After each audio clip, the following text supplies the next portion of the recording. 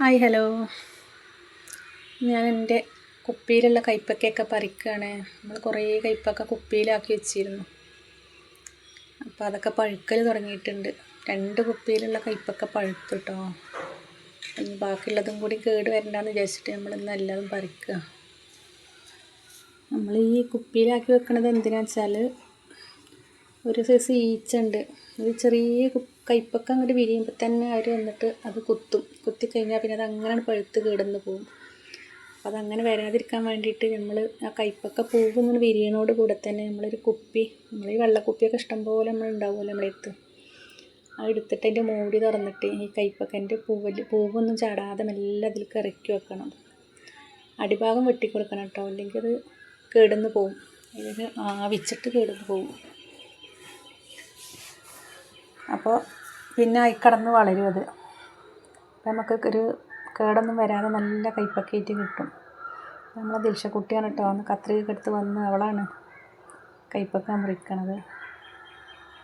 സ്കൂളിൽ പോകാൻ വേണ്ടി മാറ്റി വന്നതാണ്. അപ്പോൾ അവൾ പറിച്ചോളാന്ന് പറഞ്ഞ് കത്രിക എടുത്ത് വന്നതാണ്. അപ്പം അങ്ങനെയാണ് നമ്മളെ കുപ്പിക്കയ്പ്പായത്. കുപ്പിയിലുണ്ടായി വളരുമ്പോൾ കുപ്പിക്കയ്പ്പായി. നമ്മളങ്ങനെ കുറേ കയ്പ്പൊക്കെ ഉണ്ട് കേട്ടോ, നമുക്കിന്ന് കിട്ടിയിട്ടുണ്ട്. പിന്നെ ഇനി കുറച്ച് ചീരയും പറിക്കാനുള്ളതാണ്. കുറച്ച് പയറും ഉണ്ട്. അത്രയും കയ്പ്പൊക്കെ കിട്ടി. 2 എണ്ണം കേടുന്നു, പഴുത്ത് കേടുന്നു. നമുക്ക് കൂട്ടാൻ വെക്കാൻ പറ്റൂല. നമുക്ക് ഇനി വിത്തിനെടുക്കാം. എൻ്റെ ആമ്പലാണ് കേട്ടോ, പൂവിടൽ തുടങ്ങിയ ആമ്പൽ. ഇനി കുറച്ച് പയറുണ്ട്. പയർ അധികമൊന്നുമില്ല, കുറച്ച് തന്നെ ഉള്ളൂ. പയർ കായ്ക്കൽ നിന്നേക്കണം. നമുക്ക് ആ വള്ളിയൊക്കെ പറിച്ചിട്ട് വേറെ വിത്ത് അവിടെ നടണം. വള്ളിയൊക്കെ പറിച്ച് കളയണം. പിന്നെ അതാ കുറച്ച് ചീരണ്ട്. എല്ലാ ചട്ടിയിലും ഓരോ മരട് ചീരണ്ട് കേട്ടോ. അത് മതി, നമുക്ക് ഇഷ്ടം പോലെയാണത്.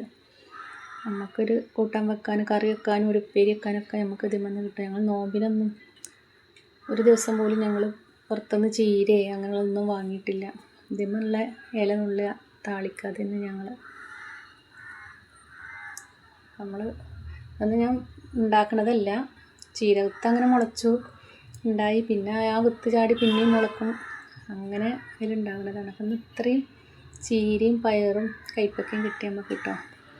നമ്മളെ ടെറസിൻ്റെ മുകളിൽ നിന്ന് ഇത്രയും കിട്ടുക എന്ന് പറയുമ്പോൾ നമുക്ക് വലിയ സന്തോഷമല്ലേ. ഇനി പറിക്കാനുള്ള ഇതാണ് ഇത്. തക്കാളി പഴുത്തതും പച്ചയൊക്കെ ആയിട്ട് കുറേ തക്കാളി ഉണ്ട്.